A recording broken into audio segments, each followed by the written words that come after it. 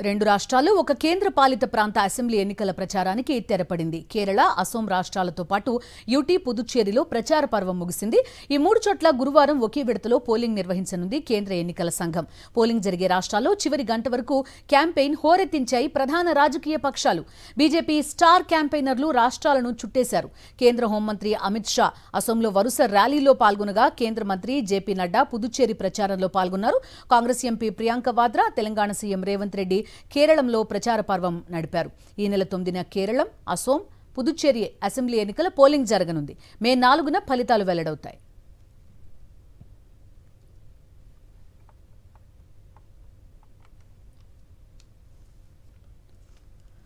రెండు రాష్ట్రాలు ఒక కేంద్ర పాలిత ప్రాంత అసెంబ్లీ ఎన్నికల ప్రచారానికి తెరపడింది. కేరళం, అసోం రాష్ట్రాలతో పాటు యూటీ, పుదుచ్చేరిలో ప్రచార పర్వం ముగిసింది. ఈ మూడు చోట్ల గురువారం ఒకే విడతలో పోలింగ్ నిర్వహించనుంది కేంద్ర ఎన్నికల సంఘం. పోలింగ్ జరిగే రాష్ట్రాల్లో చివరి గంట వరకు క్యాంపెయిన్ హోరెత్తించాయి ప్రధాన రాజకీయ పక్షాలు. బీజేపీ స్టార్ క్యాంపెయినర్లు రాష్ట్రాలను చుట్టేశారు. కేంద్ర హోంమంత్రి అమిత్ షా అసోంలో వరుస ర్యాలీలో పాల్గొనగా కేంద్ర మంత్రి జేపీ నడ్డా పుదుచ్చేరి ప్రచారంలో పాల్గొన్నారు. కాంగ్రెస్ ఎంపీ ప్రియాంక వాద్రా, తెలంగాణ సీఎం రేవంత్ రెడ్డి కేరళంలో ప్రచార పర్వం నడిపించారు. ఈ నెల 9న కేరళం, అసోం, పుదుచ్చేరి అసెంబ్లీ ఎన్నికల పోలింగ్ జరగనుంది.